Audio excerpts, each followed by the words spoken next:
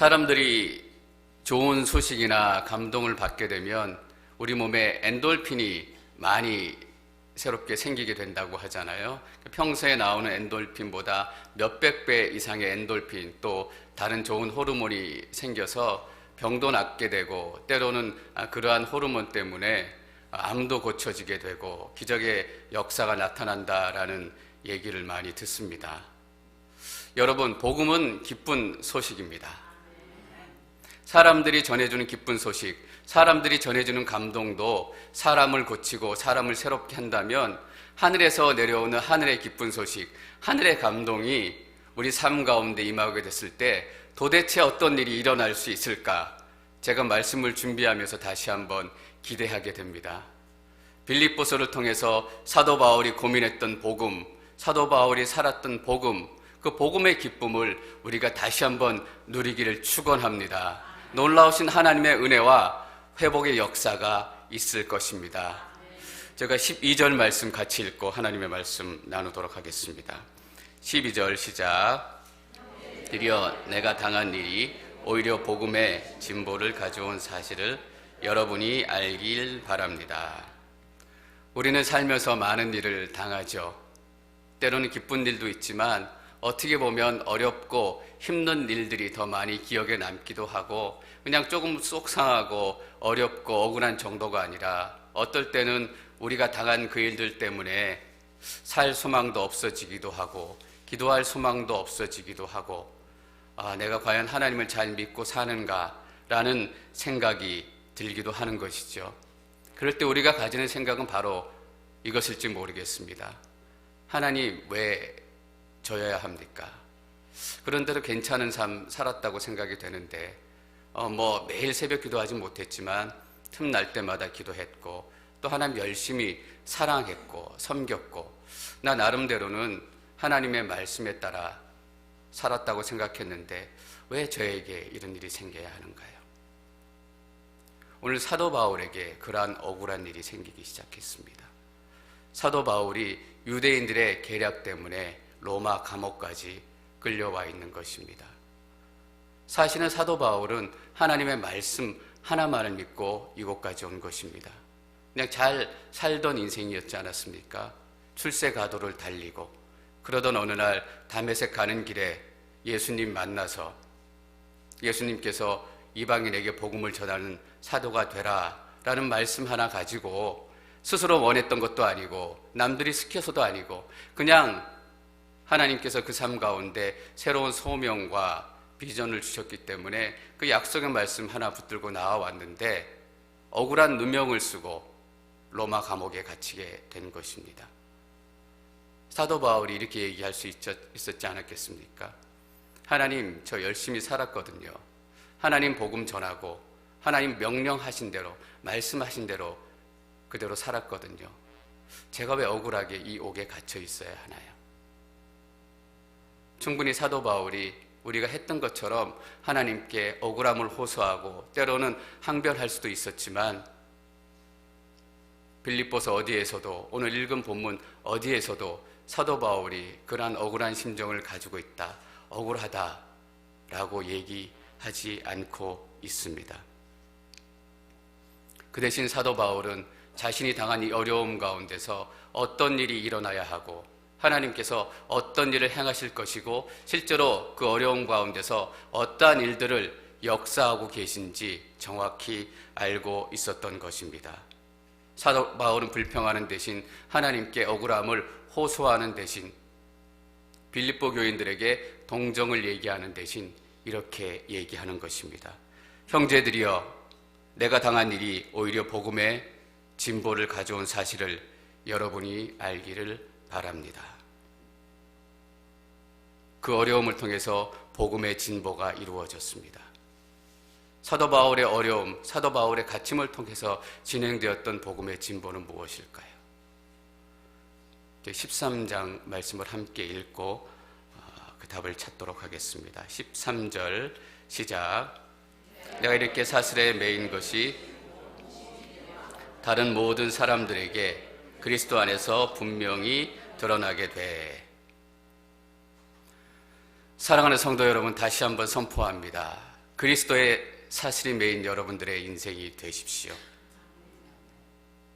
사도 바울은 그리스도 때문에 사슬에 매인 사람입니다. 돈이 나쁜 것도 아니죠. 하나님께서 물질을 축복의 통로로 사용하시고 많은 하나님의 축복을 받은 사람들이 큰 물질의 복을 누리는 것을 우리가 보게 됩니다. 목회를 하는데도 돈이 필요하고 선교를 하는데도 돈이 필요하고, 여러분들이 잘 아시는 것처럼 제가 동부로 딸을 공부시키러 보냈잖아요. 이제 한 달쯤 되어 가는데 제가 하나 깨닫게 되는 것이 있어요. 제 딸애가 이제 멀리 떨어져 있으니까 가끔 전화를 해요. 아빠 잘 지내? 전화하는데 지금 제가 느끼게 되는 것 중에 하나는 특별히 목소리가 애교가 넘치는 날이 있다라는 거예요. 아빠 그 뒤에 아빠 나 돈 필요해. 그걸 제가 깨닫게 돼요. 좋은 아빠가 되는데도 돈이 필요한 거죠. 크리스찬은 성공해야 합니다. 성공해서 사회에 선한 영을 미치고 사회에 하나님의 공의가 세워질 수 있도록 크리스찬은 사회에 나가서 성공해야 하는 사람들입니다. 동성애자들이 사회 리더십 그룹에 올라가서 성공해서 나라의 정책이나 기업의 정책에 얼마나 큰 영향력을 미치고 있는지 우리는 많이 듣습니다. 그래서 크리스찬은 나가서 성공해야 되고 나가서 영향력을 미칠 수 있는 자리에 있어야 하는 것입니다. 그러나 그리스도에 매이지 않고 성공에 매인 인생은 슬픈 인생이 되는 것입니다. 돈이 중요하고 성공이 중요하지만 돈에 매인 인생, 성공에 매인 인생이 얼마나 비참한 인생이고 그것 때문에 이 사회에 얼마나 많은 말할 수 없는 끔찍한 일들이 벌어지고 있는지 우리가 너무나 잘 알고 있습니다. 성공에 매인 인생들에게는 크게 성공하지 못한 인생은 실패한 인생으로 남습니다. 그러나 성공하지 못한 인생이 실패한 인생이 아니라 예수님을 만나지 못한 인생이 정말로 실패한 인생인 것입니다. 여러분, 예수님을 믿는다는 것이 무엇입니까?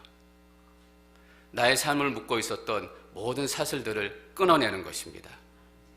그리고 예수 그리스도의 사슬에만 매이는 것입니다. 그리고 내가 예수님 때문에, 그리스도 때문에 사슬에 매인 인생이다 라고 선포하며 사는 것입니다. 여러분, 우리는 복음의 비밀을 가진 사람들이죠. 복음의 비밀을 가졌기 때문에 비밀 요원처럼 신앙생활 하시는 분들이 있습니다. 어떤 목사님이 설교하시는데 한 분의 이런 예화를 들은 적이 있어요. 그분이 한 회사를 잘 다니시다가 40년 동안 잘 다니시고 아름답게 그 모든 여정들을 마무리하고 정년퇴임을 하시게 된 거예요. 근데 정년퇴임 하시는 날 그분이 그리스도인, 크리스찬이라는 것을 많은 사람들이 알게 되었다라는 거예요. 40년 만에 밝혀진 것입니다. 비밀 요원처럼 40년 동안 본인이 크리스찬인 것을 숨기고 살았다라는 거예요. 그런데 오늘 사도 바울은 이렇게 얘기하고 있습니다. 내가 이렇게 사슬에 매인 것이 온 친위대와 다른 모든 사람들에게 분명히 드러나게 돼. 자신이 예수님 때문에 이곳에 잡혀왔다는 것이 온 친위대도 알게 됐을 뿐더러 여기서 다른 사람들은 예수님을 알지 못했던 로마 사람들, 이방 사람들을 얘기하는 것입니다. 그 사람들이 예수님 때문에 바울이 잡혀왔다라는 사실을 다 알게 되었다라는 거예요. 저 멀리 조그만 유대 땅에서 잡혀온 한 크리스찬이라고 불리는 사람, 그 사람의 로마 병정들이, 로마 관리들이, 로마 사람들이 뭐 그렇게 관심이 있어서 바울이 그리스도 때문에 잡혀온 걸 알았겠습니까? 바울이 나는 그리스도인입니다. 내가 이래서 예수님을 믿습니다. 예수님은 이러한 분입니다. 예수님 때문에 내가 새로운 인생을 살게 됐습니다. 감옥에 갇혀 있지만 만나는 사람마다 기회가 있을 때마다 예수님에 대해서 전했다라는 것입니다. 때를 얻든지 못 얻든지 하나님의 말씀을 전하라고 했던 자신의 이야기를 삶으로 그대로 살았던 것이죠.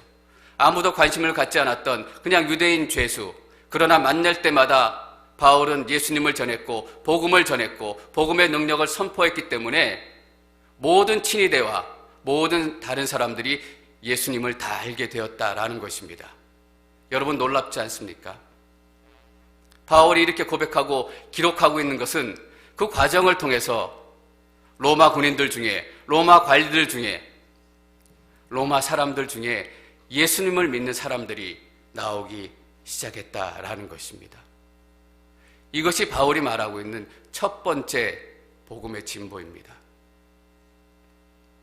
여러분, 크리스찬이란 것을 드러내고 사시길 축원합니다. 복음이 비밀이기 때문에 비밀 요원처럼 살지 마십시오. 30년 만에 40년 만에 크리스찬인 것이 발각되지 않도록 우리가 예수 믿는 사람입니다. 크리스찬입니다. 라는 것을 드러내며 살기 시작할 때 거기서부터 복음의 능력이 선포되어지고 하나님의 능력이 선포되어지는 것입니다.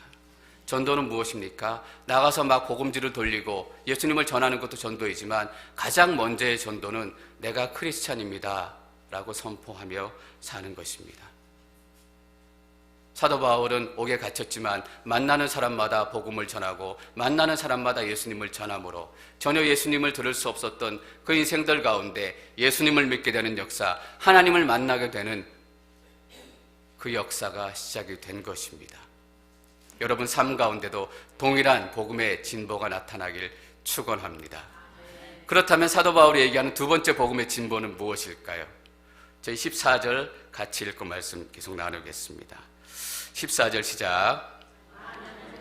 내가 매임으로 인해서 주를 신뢰함으로 두려움 없이 더욱 담대하게 하나님의 말씀을 전했습니다.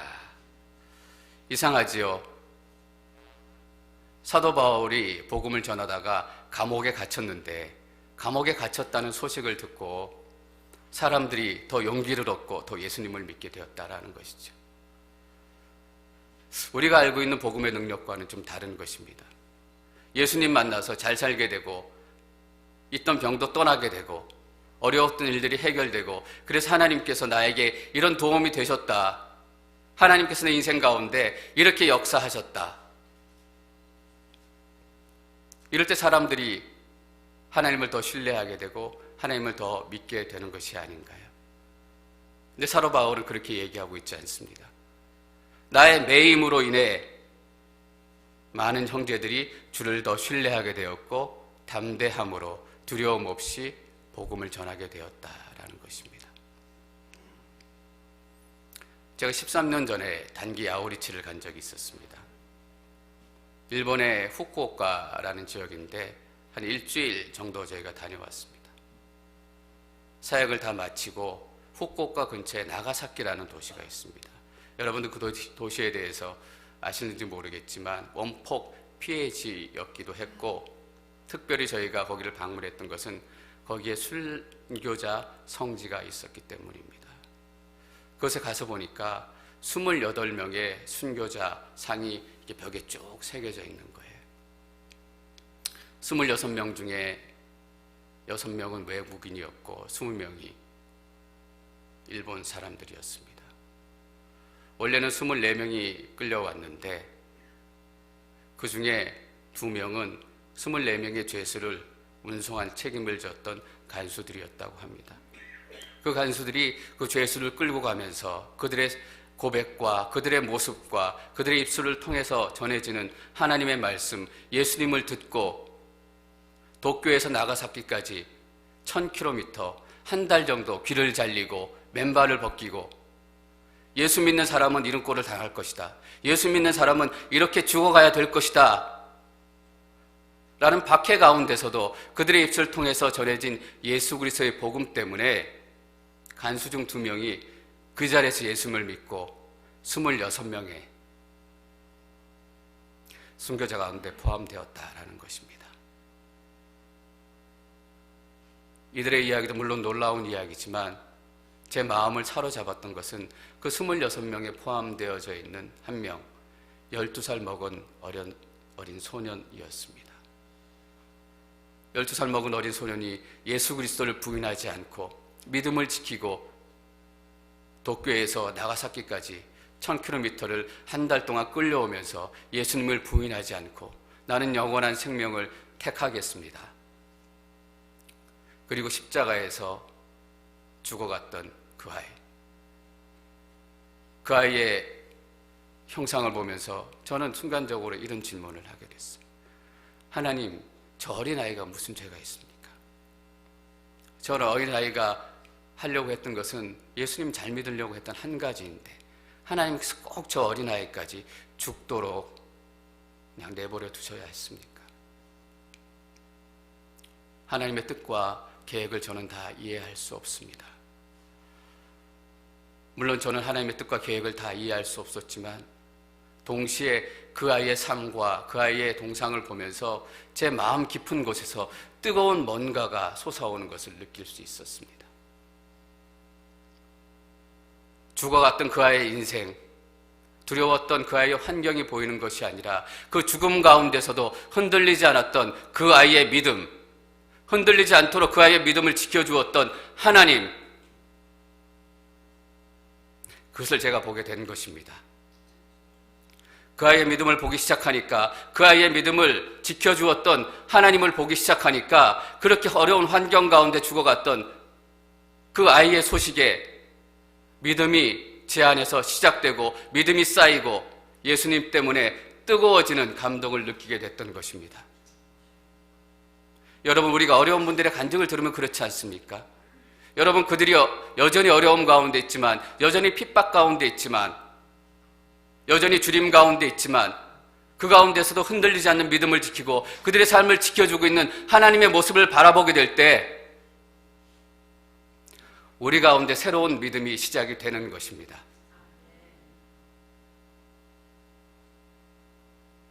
(1600년에) 발생했던 그 어린아이의 죽음, 수백 년을 넘어서 저에게 믿음으로 돌아오는 것입니다. 이것이야말로 믿음의 사건, 성령의 사건이라고 저는 믿습니다. 빌립보 교인들이 그랬던 것입니다. 사도 바울이 복음을 전하다가 옥에 갇혔기 때문에 그 상황만으로는 두려워하고 어려워하고 낙심해야 될 그런 상황이지만 그 상황 가운데서도 흔들리지 않고 믿음으로 복음을 전하고 있는 사도 바울의 그 모습, 그리고 바울을 지켜주고 있는 그 하나님, 그래서 하나님을 더 신뢰하게 된 것입니다. 하나님을 신뢰하게 되니까 두려움 없이 담대하게 복음을 선포하게 되는 것이죠. 여러분, 믿음은 이상한 능력을 가지고 있습니다. 믿음은 사도 바울이 갇혀있는 감옥의 창살을 보게 하는 것이 아니라 사도 바울을 가두고 있는 로마 군병들의 창과 칼을 보게 하는 것이 아니라 사도 바울 안에, 그 인생 안에 역사했던 믿음, 그 믿음을 지켜주셨던 하나님을 보게 만드는 것입니다.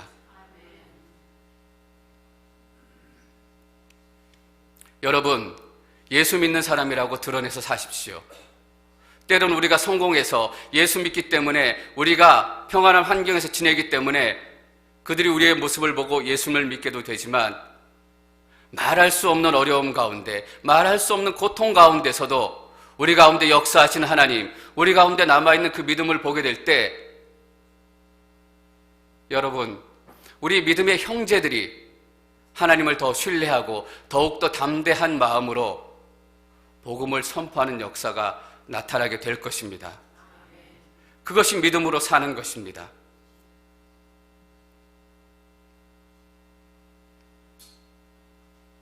(15절에서 18절) 말씀 저희가 계속 읽도록 하겠습니다. 15절 시작. 또 어떤 이들은 좋은 뜻으로 그리스도를 전파합니다. 좋은 뜻으로 전하는 사람들은 내가 복음을 변호하기 위해 사랑으로 전파하지만, 시기와 다툼으로 전하는 사람들은 내가 갇힌 것에 괴로움을 더하게 하려고 순수하지 못하게 다툼으로 그리스도를 전파합니다. 그렇지만 어떻습니까? 가식으로 하든 진실로 하든 전파되는 것은 그리스도니 나는 이것으로 인해 기뻐하고 또 기뻐할 것입니다. 어떤 사람은 사랑으로 전하기 때문에 오케이. 근데 사도 바울은 시기와 다툼으로 그리스도를 전하는 것도 오케이다라고 얘기했습니다. 여러분, 시기와 다툼으로 그리스도를 전하는 것이 무엇일까요? 어쩌면 이 부분은 목회자이기 때문에, 사역자이기 때문에 여러분보다는 제가 훨씬 더 잘 알고 있을지 모르겠습니다. 제가 하나님의 부르심을 받고 하나님의 콜링을 받고 하나님의 말씀에 따라 살고 순종하려고 살지만, 그렇게 사역을 하지만 때때로는 이 시기심 때문에 사역하고 말씀을 준비하고 전하고 있는 제 모습을 보게 되는 거죠. 내가 저 목사보다 못한 게 없는데,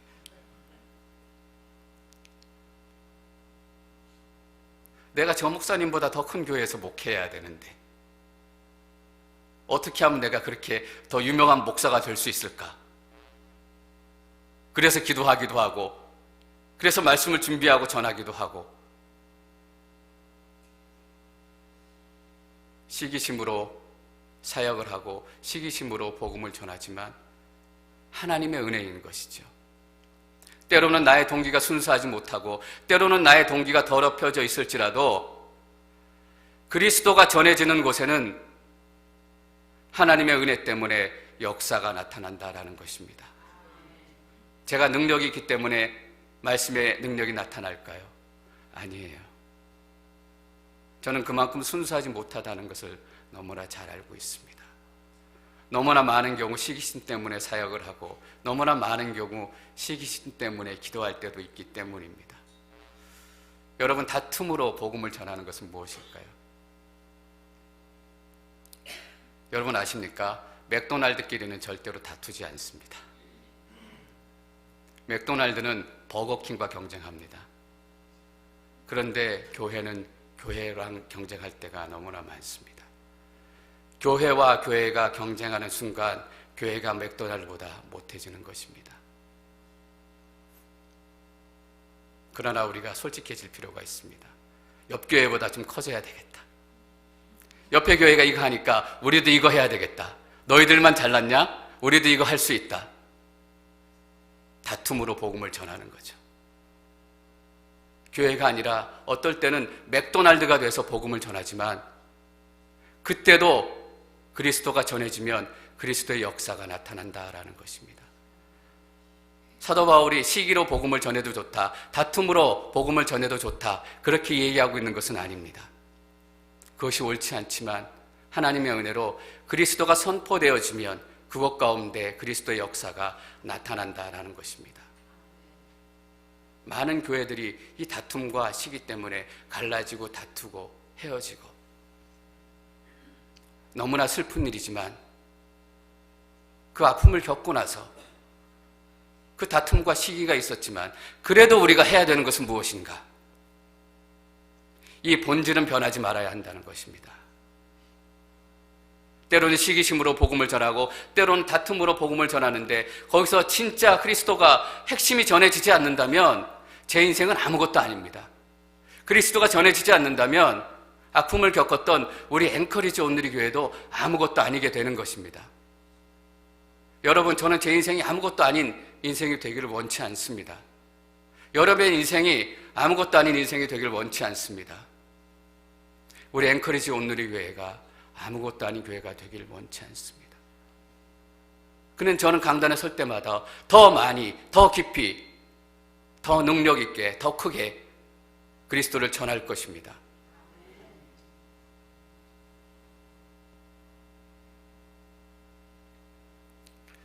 시기와 다툼으로 어떤 사람들은 그리스도를 전파하지만 그래도 하나님의 은혜로 그리스도가 전파되는 곳에 예수 그리스도가 증거되고 또 예수님을 믿는 사람들이 나타나게 되는 것이죠. 저는 왜 사도 바울이 그 고통과 환난 가운데서도 핍박 가운데서도 기뻐할 수 있었는가? 여기서 한 가지 기쁨의 비밀을 발견하게 되는 것입니다. 그렇지만 어떻습니까? 전파되는 것은 그리스도니 나는 이것으로 인해 기뻐하고 또 기뻐할 것입니다. 바울은 이 한마디 말로 모든 상황을 다 정리합니다. 여러분, 그렇지만 어떻습니까? 때로는 아프기도 하고, 때로는 다투기도 하고, 왜 나만 하는 이런 고통을 당해야 합니까? 여러분, 그렇지만 어떻습니까? 전파되는 것이 그리스도니, 그래서 사도 바울은 이 환난 가운데서도 기뻐할 수 있었던 것입니다.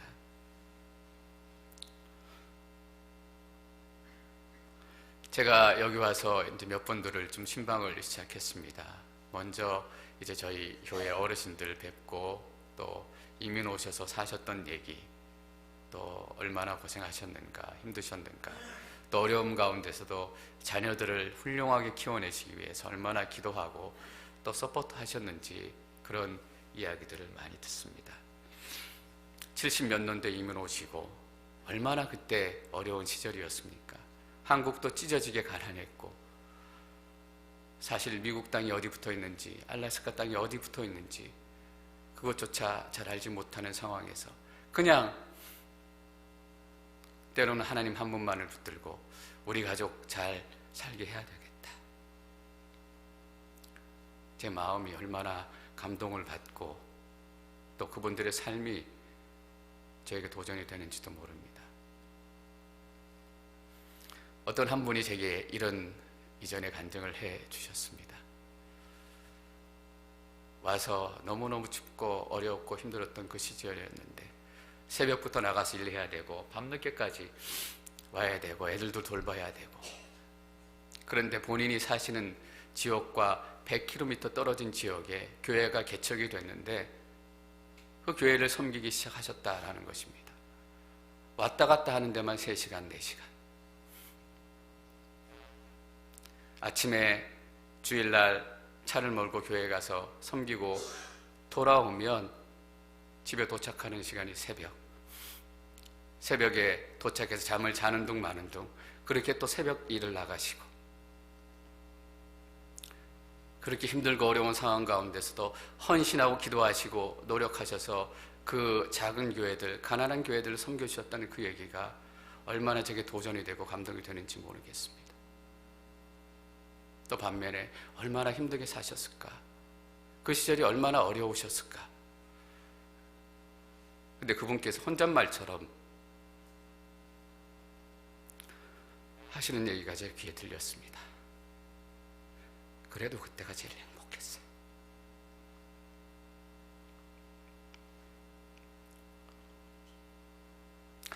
바울은 기쁨을 쫓아 살지 않았습니다. 기쁨을 쫓아 사는 인생의 끝이 어떤 삶인지 우리 모두는 너무나 잘 알고 있습니다. 하나님을 쫓아 사는 삶, 그리스도를 전파하는 삶, 그 삶에는 기쁨이 남게 되는 것입니다. 저는 그분의 행복한 시간이 이 시간 다시 한번 시작되기를 축원합니다. 지금 그때가 제일 행복했어요. 그때의 고백이 아니라 여러분들의 현재 진행형의 고백이 되기를 원합니다. 내가 지금 어렵고 힘들지만 내가 기쁨을 쫓아 살지 않고 하나님을 쫓아 살기 시작하니까 이 어려운 삶 가운데서도 내가 기뻐하고 또 기뻐하게 되는 것, 저는 이것이 우리 앵커리지 온누리교회 현재와 또 미래가 될 것이라고 확실한 믿음을 가지고 있습니다. 저 20절, 21절 계속 읽도록 하겠습니다. 20절 시작.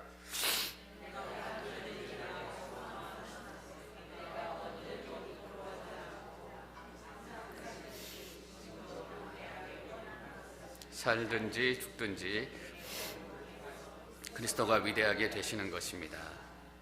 이는 내게 사는 것이 그리스도니 죽는 것도 유익하기 때문입니다. 아멘.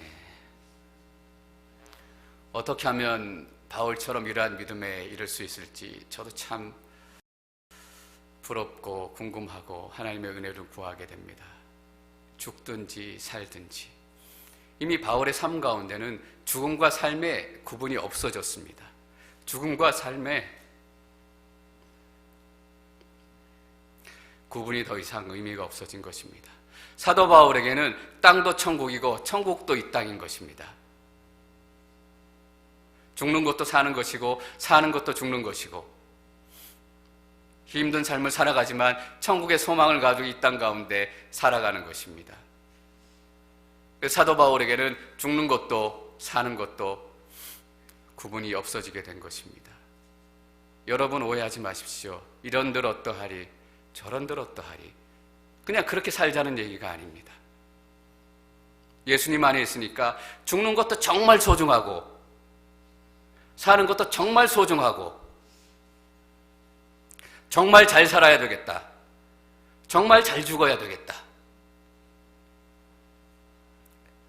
그것이 죽음과 삶의 구분이 없어지는 것입니다.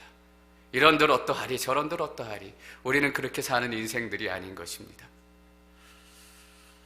그래서 사도 바울은 이렇게 고백합니다. 이는 내게 사는 것이 그리스도니 죽는 것도 유익하기 때문입니다. 이상하죠? 교회에 오면 새로운 생명을 얻는다고, 교회에 오면 영원히 사는 방법을 알려준다고 왔는데 교회에 오면 맨날 죽는 얘기예요. 십자가에 죽어라, 오늘도 죽어라, 내일도 죽어라. 살려고 왔는데 맨날 죽으라고 하는 것. 저도 얼마나 이 강단에서 여러분에게 죽어달라고 하나님의 마음을 전해야 할지 모르겠습니다. 그러나 죽지 않고는 새로운 생명이 시작될 수 없기 때문입니다. 여러분, 우리가 요즘에 에스라 말씀을 묵상하면서 또 하나 깨닫는 것은 무엇입니까? 완전히 무너지고 나니까 새롭게 시작이 된다는 것입니다. 나라도 없어지고 왕도 없어지고 그들의 자존심이었던 영적인 프라이드였던 성전도 무너지고 나니까 이스라엘 백성들이 출애굽을 통해서 완전히 죽는데 40년이 걸렸는데 이스라엘 백성들이 바벨론 땅에서 완전히 죽는데 70년이 걸렸습니다.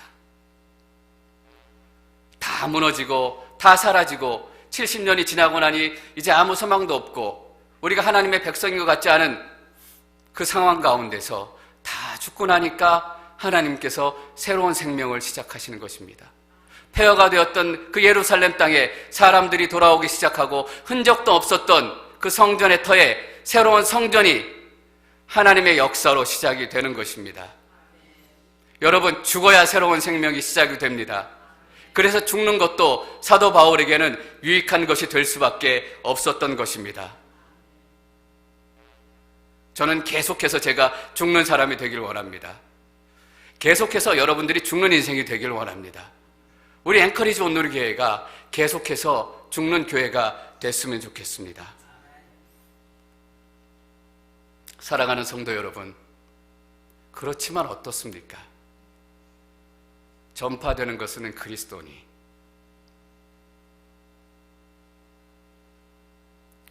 하나님께서 그 그리스도 안에서 새롭게 역사하실 그 시간들을 소망하십시오. 여러분, 대충 살고 대충 죽지 마십시오. 죽는 것조차도 유익할 정도로 우리의 삶은 그렇게 값어치 있고 하나님께서 지키시는 삶입니다. 나가셔서 내가 그리스도의 사슬의 메인 사람이다라는 것을 여러분 밝히고 사십시오.